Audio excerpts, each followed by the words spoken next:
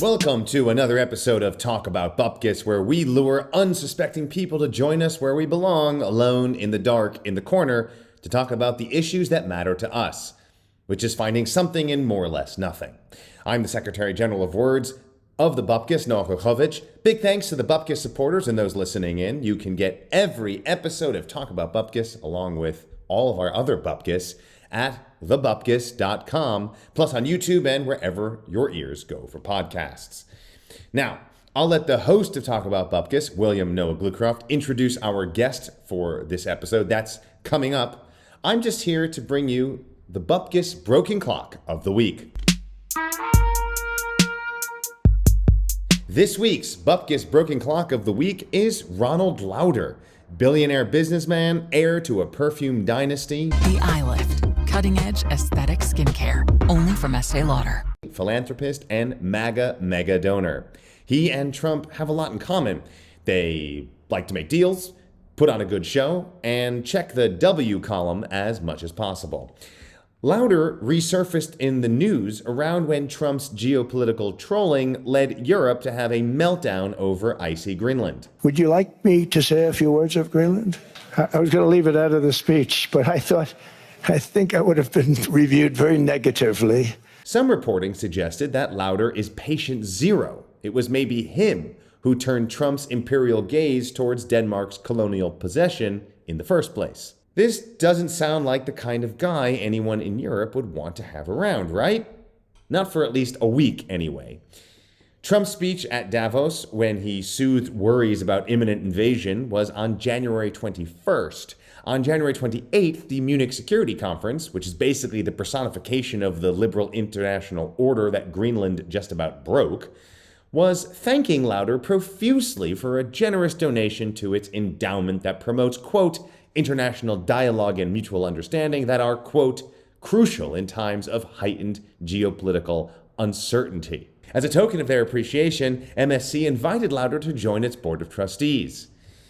Now, Lauder has been a regular highlight at this annual get-together of Western hegemony. He's also popular in Europe for funding Jewish cultural and religious life, much of which centers around supporting Israel. Lauder is a fervent Zionist, an early backer of Benjamin Netanyahu, and president of the Israel-aligned World Jewish Congress. He loves repeating the myth that European elites love to hear, that Jews are in danger and only supporting Israel can protect them. Now, all of this actually kinda adds up. Backing Israel fits with the Western-led order. Instrumentalizing Europe's history of anti-Semitism to repress critics of Israel and ignore the victims of its genocidal violence fits with the Western-led order. And maintaining hierarchies of power while calling it security fits with the Western-led order. So really, Trump, Lauder, and most of Europe see eye to eye. The problems begin when imperial impulses shift from a place like Gaza to Greenland, somewhere you actually care about. That's when Mark Carney suddenly realizes this bargain no longer works. It's not so nice to be on the short end of such a big stick. So, for his hard work in the service of making that dissonance delightfully plain, we are proud to award Ronald Lauder this week's Bupkes Broken Clock of the Week. Mazel tov. All right, Bupkes listeners, we have a very special episode today and a very special guest. Arjan Guerrero is the research director of Media Forensis. He's an artist. He's from Mexico. He's living in London. We're going to let him talk for himself, of course, but doing some really fascinating cutting edge work right on that edge of where the Bupkes is, between reality and fiction, fiction being reality, something being nothing, nothing being something. And sort of the role that technology and the limits of technology play on that. So we're super excited to have Arjan kind of explain his work and explain his perspective of a lot of the social and cultural questions that I think many of us are dealing with and that the Bupkes deals with a lot. So Arjan, welcome to Talk About Bupkes. Thanks for giving us your time. Hey, very happy to be here. Thanks for welcoming to the podcast. So you've got this platform, Media Forensis, which I note is not media forensics, but it does have a relation to forensics. So maybe you can first just tell us what this even is, media forensis, and your work there. Yeah, media forensics, as you said, is this agency that platforms my work as an artist. Um, the name comes from like media and forensics. Well, like it is media and forensics, but forensics, yeah, it is related to forensics. Is the term where forensics comes from. Uh, so. Forensics is a Latin term, meaning belonging to the forum. So yeah, like in a very simple way of explaining what media forensics focus on is media forensics focuses on the media's belonging to the forum. But of course, both media and forensics understood in like a very broad sense. So in a way would be also how media are builders, let's say, how media participate in the construction um, of the world. I guess the world we're in and maybe other worlds to come. When you say the forum, what does that mean in today's context? What is the media belonging to? What is that forum that we're talking about? I don't know, in like our human world, or the world as it appears from a human perspective, is just increasingly more and more defined by media. Uh, this is where a word like medio ambiente in Spanish, like media ambient, or I don't know, other terms like I don't know if we just like make like a long connection with Benjamin Bratton's theories of like ambient interfaces really start to like make sense. He also describes ecology as automation. So yeah, like of course, like these distinctions between the natural and the artificial, the cultural and the artificial, uh, are just like increasingly being like blurred. Uh, but also I think like there's there's also like a very specific kind of forum that is like very like relevant for us nowadays, which is uh like the internet as a whole, and maybe social media specifically. Not that my work focuses on social media very much, but uh yeah, I guess that's like the most like impactful way in which the forum presents to us nowadays. I like how you say that the blurring of this line between natural and artificial, and we're going to get into artificial intelligence, which I think really highlights that blurring of what's natural, what's artificial, um, and even what the cognition even is. Where do you see that line now in your experience, in your everyday experience, in your artistic work, as you're looking out into the world, as you see it? Where are we? What even is natural anymore? What is where does the artificial pick up from that? The distinction between the natural and the artificial comes down to like automation. Uh uh so I really connect with Benjamin Bratton's idea of ecology as automation. I think for me the um like what characterizes nature is actually automation. I would say that uh that nature or the natural is like the apex point of automation, and artificial is actually what you have to like what you build intentionally, what you design, and what you have to like be like maintaining all the time, because otherwise it will break. So the for you the it's the natural that's automated. Yes, like not intentionally, like it's not like a product of design, but like it works by itself. right? Like it just like does what it does. Like our bodies just like metabolize like without us like uh t telling them how to metabolize, right? Or yeah, I don't know, like just like plants grow without like an actual algorithm and so on. Uh, so they are just like uh they just do what they do. They just behave um uh on the basis of how this behavior is like pre-decided um pre-decided in well, in like the structure of matter and how and how information also um participates in this structuring, I guess. You could say media forensics performs artistic research on mediality as a class attribute. Like this term class attribute like comes actually from programming, from object-oriented programming. So like a class in object-oriented programming uh is an object. So a class and an object like can have like properties. Um, so like certain values, like numbers or like strings. So that's text. So like it can store information and it can also contain functions. Uh, which will like dictate how it behaves. So I guess using the term class attribute like comes from like the current focus I have on computational media. Um, uh, and yeah, just like and saying like media is a class attribute of humans and non-humans is just saying again uh that both like media, both like humans and non-humans can be thought of as uh, as media.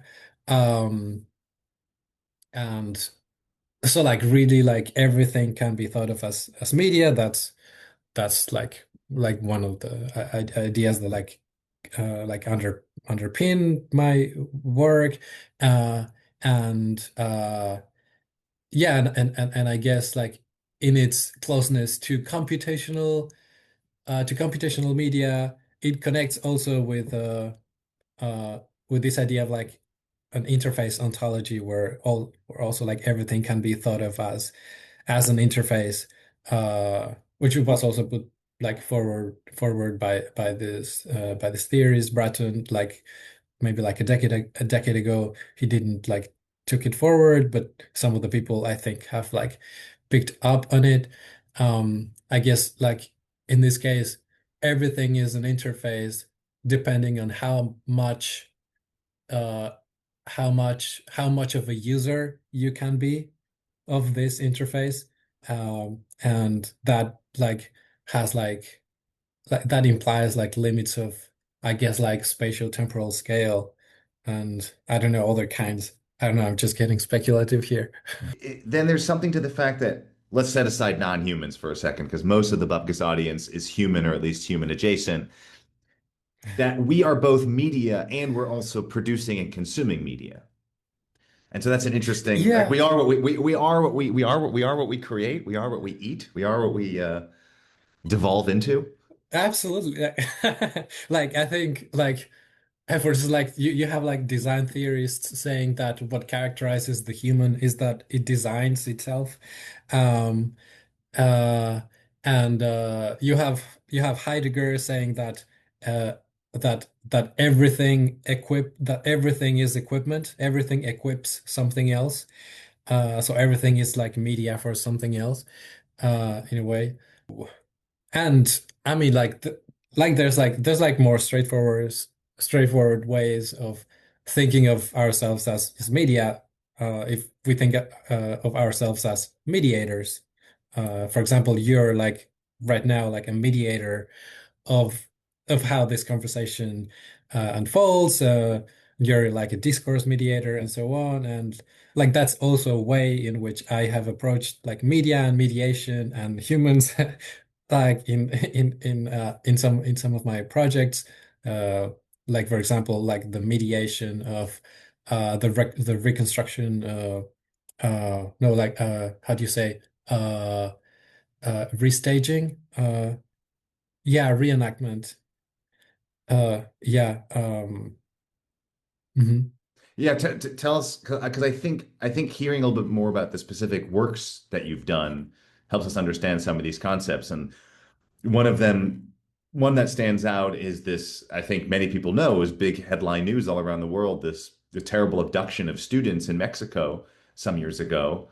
And your work has, that's one of the projects your work has sort of touched on. So to help us Mhm. understand how you apply these ideas of media and humans as media and mediation to an event like that.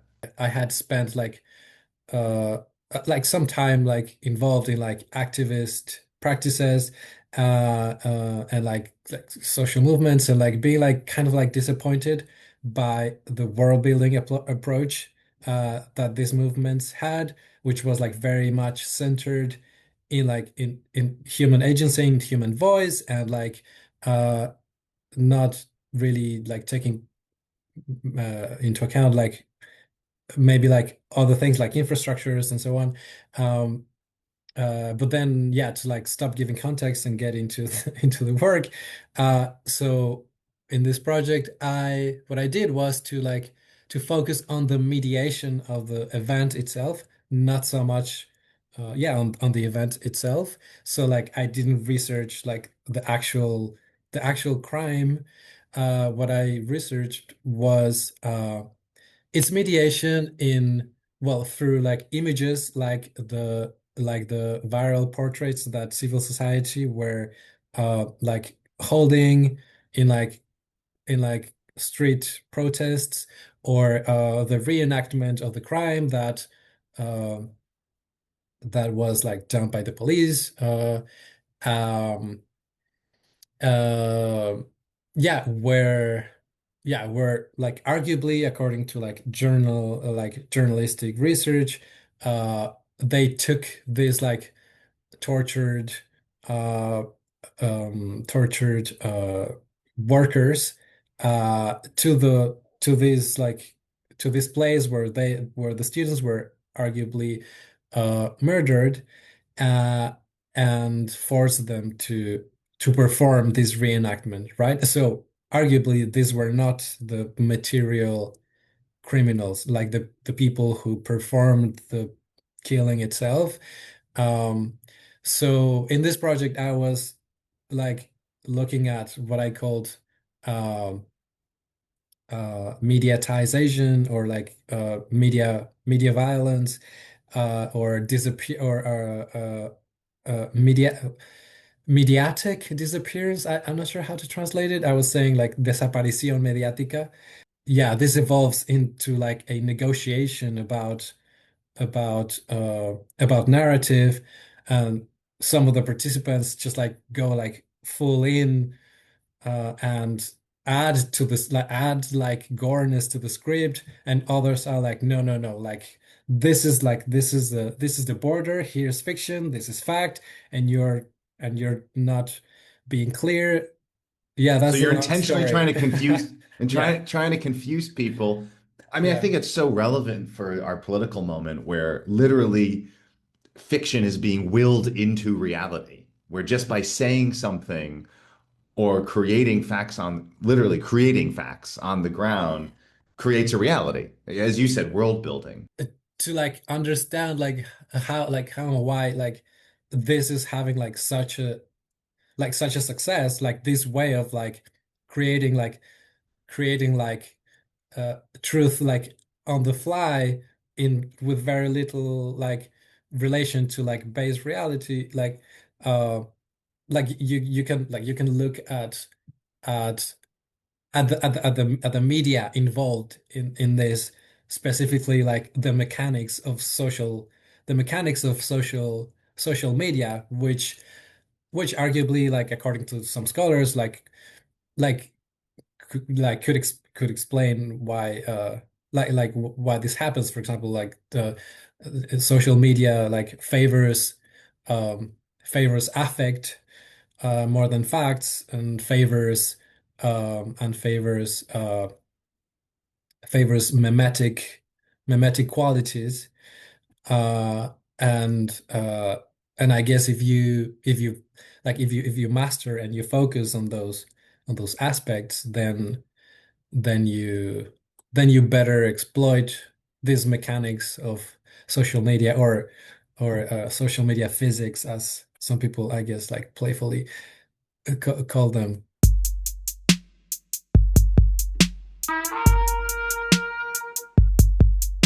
This world building, it's almost, if you have a certain level of power or perceived power, it actually seems quite easy to build a world. It seems quite easy to create a reality out of nothing. Like we're entering into a like an era of of a sort of neo-orality, where where reality, like common reality is not so much uh built in what gets like established uh in fixed registers, but rather in what is like performed. um this is like sort of like defining how the how the forum is operating nowadays. Like we have a context window, and that's where we can be like operative in the production of reality, right? Like like there's there's an attention span uh that is like very limited in this way, and it also has this like performative nature, right? Like our attention is on what is being performed. um and yeah, and that's where that's where reality is constructed. I just see this alignment between like all these ideas, and that's really making sense to me nowadays. You talk about, and again, I want to get this right. Every forensic act today is an eminently political act. What do you mean by that? Yeah, would be political, uh in that it changes who is participating uh in this forum. uh so like historically, uh um with the introduction of forensics in the legal forum, what was changed was that you no longer had only human witnesses uh, telling a story about a crime, but now you had objects also telling a story about a crime. It's kind of obvious, like it would be like a gun, or like a dead body, or like a wrecked hotel room, or something. Like this is like what we call material evidence. These Mm. objects are now witnesses. Um, so like this, yeah, this forensic turn in legal forums, uh I mean, as a whole, was political because it changed uh like who is participating in the forum. um but yeah, so if you think about forensics or forensics like in a broader term, as I am thinking about it, uh and and and and politics in this like broader sense of like constructing the common space, um yeah, then it relates to like changing who who is participating, who or what is participating in its construction, you know? And that's inherently political, deciding who or what gets to have a sort of have agency in this space. Yeah, absolutely, exactly. Yeah, yeah. And so turning to technology, like where does technology fit into that? Because as your work talks about, as we've talked about, um, technology is create. I mean, technology has always been with us, of course, in different forms and to different degrees. But something you said earlier in our conversation, that one way to understand what it means to be human is our ability to self-design, to design. And we're getting to a point, possibly not so off in the near future, where artificial intelligence can design or can design itself, which makes me wonder how that changes the idea of human. And to go back to your earlier mention about class attributes in humans and non-humans, uh, where that blurring, just as the blurring between the natural and the artificial, where that blurring between human and non-human comes in when we think about it in the context of technology in this social space that you were just referring to.